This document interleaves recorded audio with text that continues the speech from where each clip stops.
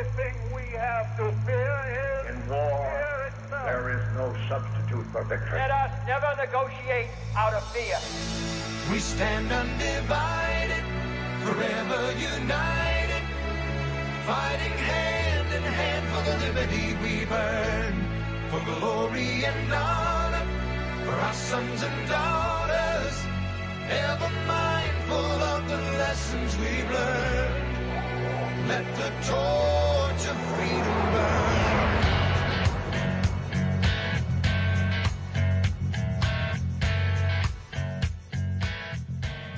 Welcome to the intersection of faith and politics. This is WallBuilders Live with David Barton and Rick Green. Thank you for joining us. Visit online at wallbuilders.com and wallbuilderslive.com. David, we're so blessed in our country to have so many people that want to serve God, and so they see their life as a ministry, and those people only go into being a pastor or a missionary, right? Because those are the only areas that you can truly be a minister of God. You know, interestingly, my dad taught me something years ago that has always stuck with me, and it has really helped me, because one of the things I did not like about church, and quite frankly, I was, for a number of years, served on church staffs, held church positions, etc. And what happened was you would ask someone on the staff, can you take care? Oh, no, I'm the youth director. I don't do that. Oh, no, wait, I'm the music director. That's not what I do. No, wait, I'm the director of Christian education. And it always struck me that I thought we were supposed to be servants of the Lord. I thought being a servant of the Lord meant that you served wherever you were needed. But what happens is people get this definition of what a ministry is or isn't, and they start excluding or including what they will or won't do based on that definition. And my dad told me something that always stuck with me, and he didn't know I'd been thinking about this, but he said, you look at the story of Isaiah, and it's a fairly interesting story, because you start out with Isaiah there with God, and God says, man, Isaiah, my people are really screwed up. The nation's not in good shape. Now, I am going to bring it back. It's going to be a hard row. In Isaiah 126, he says, here's how I'm going to do it. I'm going to have to change their judges. I'm going to have to change their attorneys. Their legal system's got to change. But I'm going to do that, and I'm going to give them the kind of judges they had way back at the beginning, because they've got all the wrong ones now. And so he really dealt with judicial system, dealt with all sorts of stuff. And by the time you get over to Isaiah 6, he's gone through all the problems. He's gone through all the things that his people need to hear. And in that room, it's only God and Isaiah. And so God says, man, I just don't know who I'm going to send to talk to my people. I mean, who am I going to? And so Isaiah says, well, here am I, Lord, send me. It's like, who else was he going to send? I mean, there's only two people in the room. It's going to be Isaiah. But Isaiah volunteered for it and said, I'll be the one to do that. And my dad pointed out, he said, a ministry is simply seeing a need and going and taking care of it, whatever that need is. And Isaiah saw the need that God pointed out, and he said, I'll go take care of that. And that's all it takes to be a minister. A minister is simply being a servant and going to serve people in some area, some arena. And so what happens is we get all these definitions of who are and who are not ministers, and what is and what isn't a ministry. And one of the things that the Reformation did was to restore the doctrine that had been there called the priesthood of the believer. Now, the priesthood of the believer is neither a Catholic nor a Protestant doctrine. It was a biblical doctrine. But under the kings, it got all twisted and moved off to the side, and you had to have officials for everything. And so to be a priest, it took an official position. But back to 1 Peter 2:9, the Bible says that we're all kings and priests. And so that bringing it down to the common man, the priesthood of the believer returned that ministry back to every person. So that's the right way to look at ministry is, I'm a believer. I'm just going to look for needs around me. My ministry may be helping people write resumes. My ministry may be teaching single moms how to change the oil in their car and therefore save themselves $35. Whatever it is, it's seeing a need and meeting that need. And when you do that, you get a ministry. Now, having said that, you look at where needs are. And one of the areas where we clearly have needs is in how do you keep our Christian kids from losing their faith? Because we know statistically right now that somewhere between 71 and 88% of Christian kids will walk away from their faith while they're in college. So that would appear to be a fairly big, sizable need, that somebody needs to have a ministry to help keep kids walking. Now, how do you do that? Because the way they walk away at college is they get in a room with a PhD that's got, he's got 43 PhDs. And these are green kids just finished high school, and now they're going up against somebody who's had years of academic training, and try to match experience and wits with that, and he can talk you out of your faith really fast. And I've given examples before. He looks at the kids, do you believe in the virgin birth? Do you know how stupid that is? You can't get pregnant and be a virgin. That isn't. And the kid goes, oh, my gosh, I never thought of that. They told me at church the virgin birth of Christ. That can't be. And so what happens is they get talked to. So why don't we get somebody to go into colleges and universities and keep these kids from getting picked off by being able to present some truth? After all, Proverbs 18:17 says that one side sounds good until you hear the other. Well, these kids are hearing the professor's side, but they're not hearing anything else. And so I was at a pastor's conference a few weeks back and talked to a guy afterwards that just really captured me with what he does. He's a pastor, but he has a unique ministry, and it deals with how do you save these kids from getting picked off in college classrooms? And it's simply he just goes and signs up for the most hostile classes he can find on the university campus. And he makes sure he's a student in there so that when the professor brings up all the crummy things, there's somebody there to say, yeah, but did you know? Well, had you thought about, aren't you going to tell the students about this study? And so by being a student, he gets the right to speak in class like any other student. But he's, I don't know, he's in his 50s probably somewhere. And that's his ministry, is signing up for these classes and going in and being the apologist for what these kids don't know how to argue. I would have never even thought of doing this. This is a brilliant idea. When he said that, I go, my gosh, you're the first person I've ever heard to even mention. I could sit for days and not come up with that. And it is really, really, really cool. So I thought, we got to get him on to talk about this. Oh, this is you talk about unique. I mean, I've never even heard of this. Never would have thought about it. I can't wait to talk to him and find out how that's working and whether or not it's something people could possibly duplicate. Stay with us, folks. Special guest when we return right here on WallBuilders Live.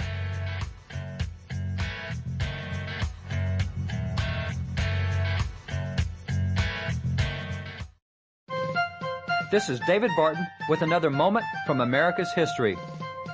How should we respond if confronted with frustration and conflict? The proper response was given over 200 years ago in a lengthy speech when Benjamin Franklin told the delegates at the Constitutional Convention, in this situation of this assembly, groping as it were in the dark to find political truth, how has it happened, sir, that we have not hitherto once thought of humbly applying to the Father of lights to illuminate our understanding? Have we now forgotten that powerful friend? Or do we imagine we no longer need His assistance? God governs in the affairs of men. I therefore move that henceforth prayers imploring the assistance of heaven and its blessings on our deliberations be held in this assembly every morning before we proceed to business. Benjamin Franklin knew that prayer was the proper response. For more information on God's hand in American history, contact WallBuilders at 1-800-8REBUILD. Let the torch of freedom burn.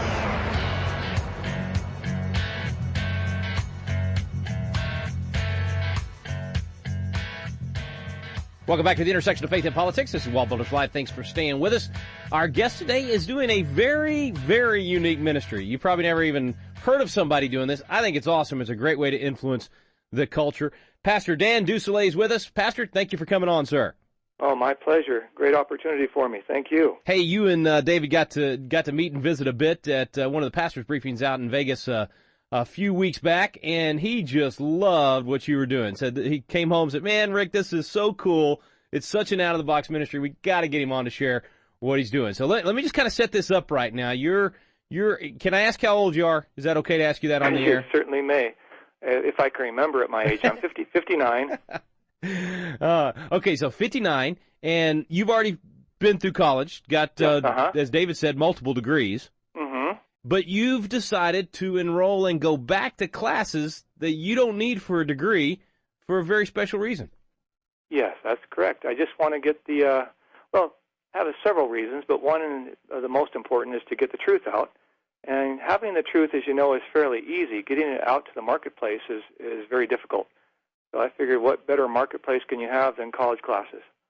No doubt. Okay, so how do you – well, let me ask you this. What types of classes do you enroll in? History courses, class on Islam. Actually, I've taken sex education, and areas where I think that they're going to be attacking Christianity the most. Biology classes, obviously, and anything where they're going to be attacking Christianity, or where I've heard from other students that somebody's kind of bullying students. I've never liked bullies my entire life, and if I find out that a teacher has been bullying students, I have a tendency to enroll in their class. So once you're there, what do you do? Well, there's a number of different things. Oftentimes, as a student, you'll get to give a speech. For instance, I was in an Islamic class a year ago, and our textbooks were teaching that Islam was a religion of peace, and that slavery under Islam was really a wonderful thing. In fact, parents would want to get their kids into slavery because it was so good. And so I just went through and went from primary sources and really highly esteemed secondary sources, showed that our textbooks were not truthful at all, that what they were saying was quite incorrect.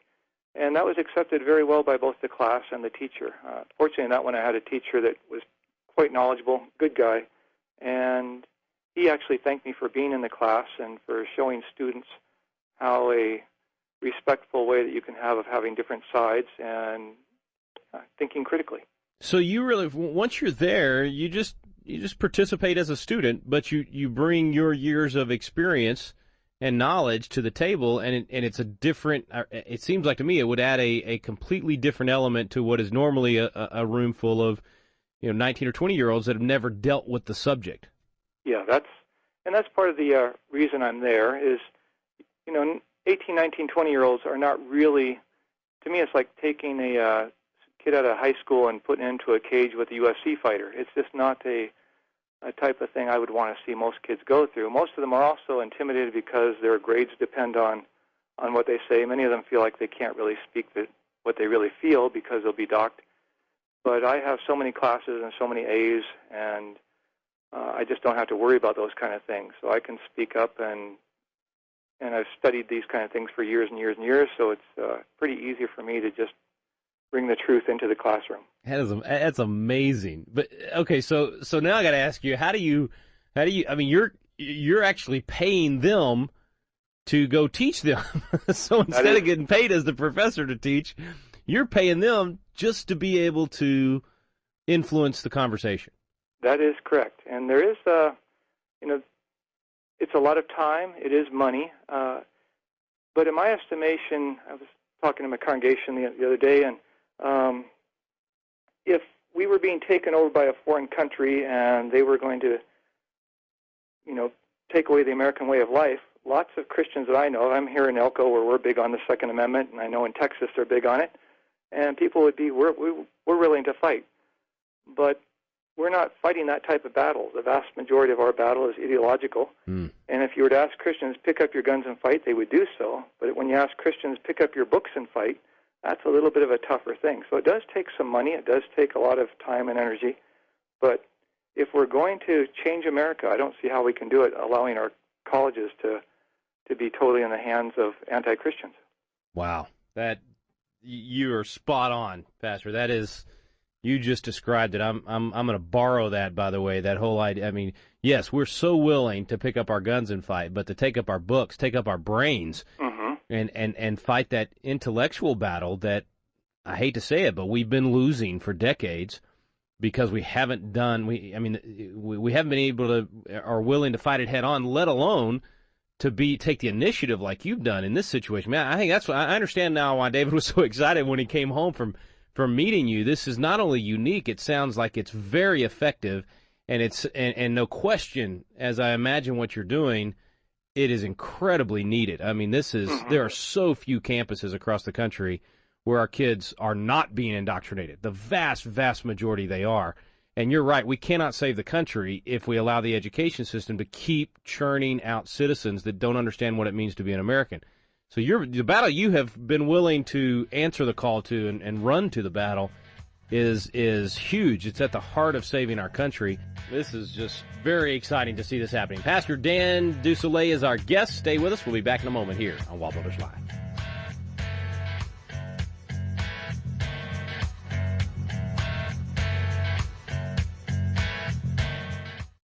This is David Barton with another moment from America's history. What is the purpose of government?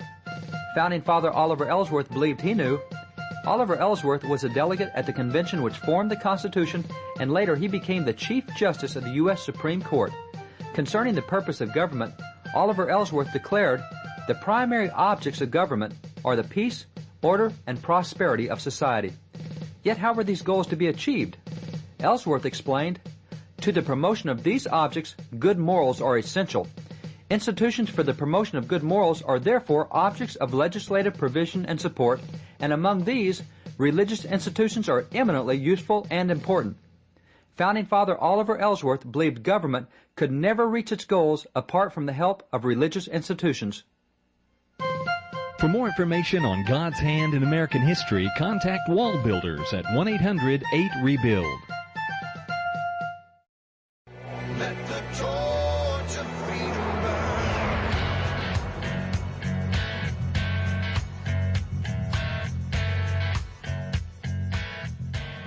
We're back. Thanks for staying with us here on WallBuilders Live. Our guest today, Pastor Dan DuSoleil, is telling us about how he just goes out and takes college classes in the community and influences that class from within as a student, counters the dogma that is typically taught, and just brings truth to light. What an incredible ministry, and what a great way to help win the culture war. How do you think the effectiveness has been? I mean, what do you feel like what have you seen in terms of results?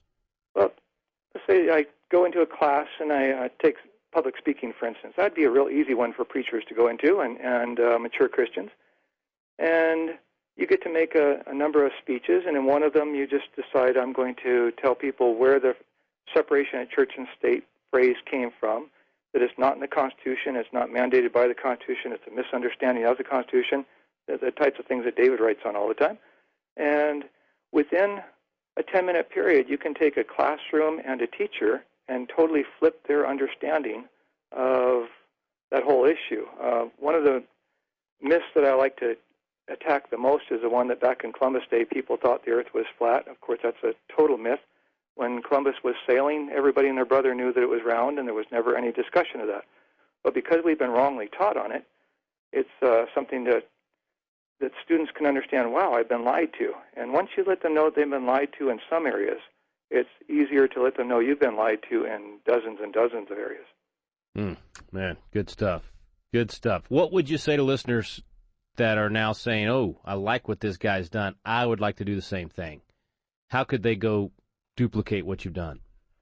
Well, a woman that I have was encouraging to do this, it's now in a sex ed course, had a real good idea that every church in America should sponsor one or two people from their congregation to go do what I'm doing. Oh, wow. But if we have Christians just taking a couple classes per year, just each semester take a class, prepare for it the rest of the time, buy a dozen or two books on it. I do hate to say this is not easy. Yeah. And because you can't just go in and react emotionally. You've got to go in intellectually prepared on the issues that are going to be discussed, because guarantee you that professor's prepared and has been doing it their whole life.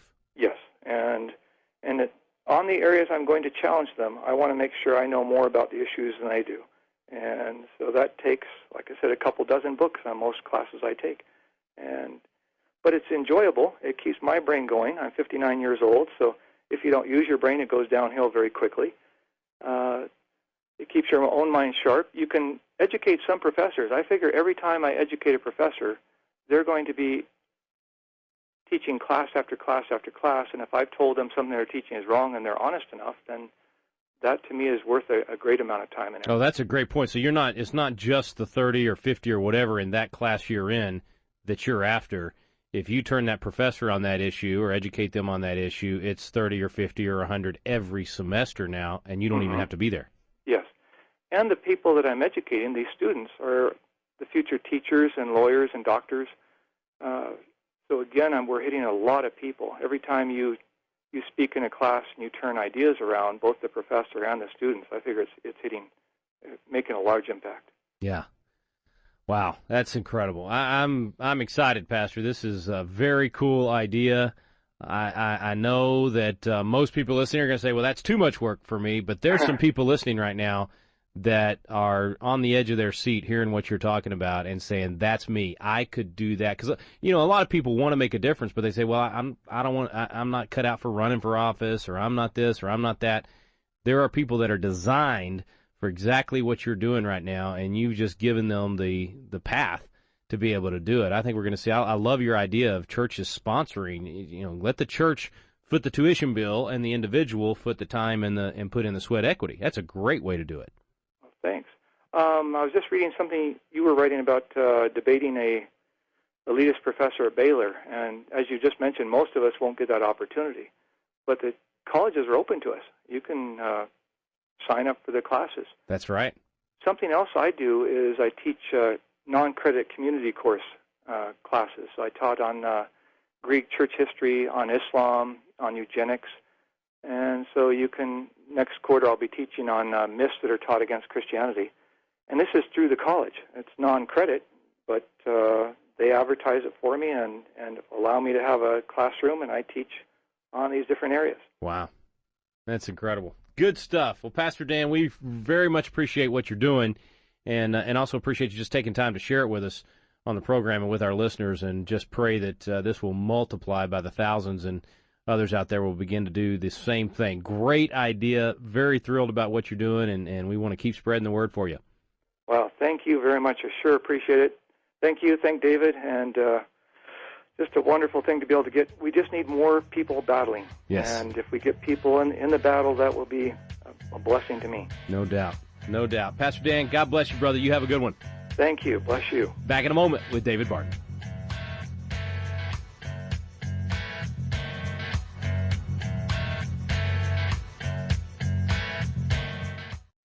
Have you ever wanted to learn more about the United States Constitution, but just felt like, man, the classes are boring, or it's just that old language from 200 years ago, or I don't know where to start? People want to know, but it gets frustrating because you don't know where to look for truth about the Constitution either. Well, we've got a special program for you available now called Constitution Alive with David Barton and Rick Green, and it's actually a teaching done on the Constitution at Independence Hall, in the very room where the Constitution was framed. We take you both to Philadelphia, the Cradle of Liberty and Independence Hall, and to the WallBuilders Library, where David Barton brings the history to life to teach the original intent of our founding fathers. We call it the Quick Start Guide to the Constitution because in just a few hours through these videos, you will learn the Citizen's Guide to America's Constitution. You'll learn what you need to do to help save our constitutional republic. It's fun, it's entertaining, and it's going to inspire you to do your part to preserve freedom for future generations. It's called Constitution Alive with David Barton and Rick Green. You can find out more information on our website now at wallbuilders.com. Let the torch of freedom burn.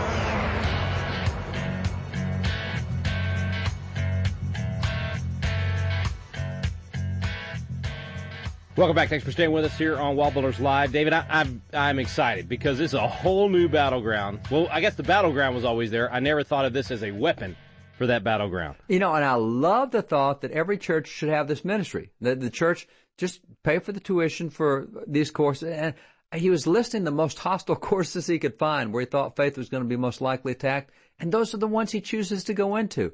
And I was thinking, Jesus has, in the parable he gave in Luke 16, he talks about an unjust servant. And he said this guy found out he's going to be fired, and so when he found out he's going to be fired, he went to all the folks that owed his boss and said, how much do you owe my boss? And he says, quick, I'm his manager, so instead of saying you owe him $1,000, mark it $500 initially.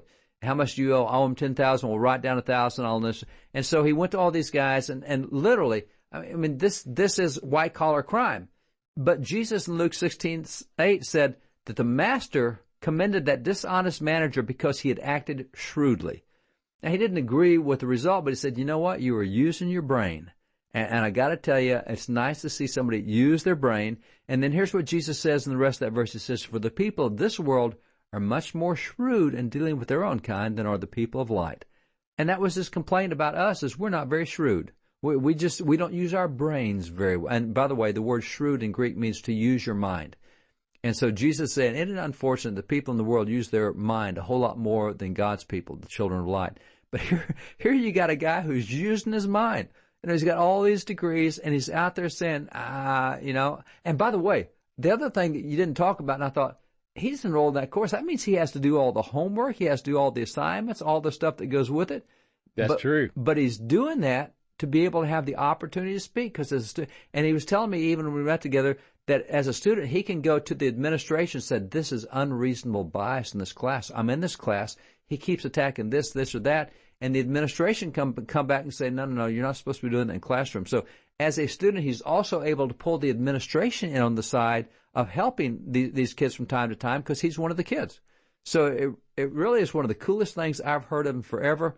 I hope all churches do find somebody that really has a good mind in their church and they sponsor them to go into classes like this and start pushing back because, as he pointed out, it also changes the view of the professor. He talked about professors that thanked him for giving out the information, which means it's going to affect the next several thousand kids that those professors teach. This is good stuff. Man, it's incredible. I really do. I hope that the people that are listening will say, hey, I can do that. I mean, I know everybody can't do that, and it's a lot of time and effort, and it takes some money, but there's some people, this is the perfect ministry for you. So if you were sitting there thinking, wow, that would be so cool to do that, well, then go do it. There's plenty of local colleges, even a community college next door to you. If you were sitting there thinking, wow, that would be really cool, that's like you and Isaiah in the room, and God says, man, who am I going to send to do this? That's right. That's you. You're the one. That's why you think it's really cool. Exactly right, man. Well, good stuff. Special thanks to Dan for doing this, DuSoleil for setting this this new goal for us and a new area that we can get engaged in. Hope you'll get engaged in that if it's what you've been called to. You've been listening to WallBuilders Live with David Barton and Rick Green. We stand undivided.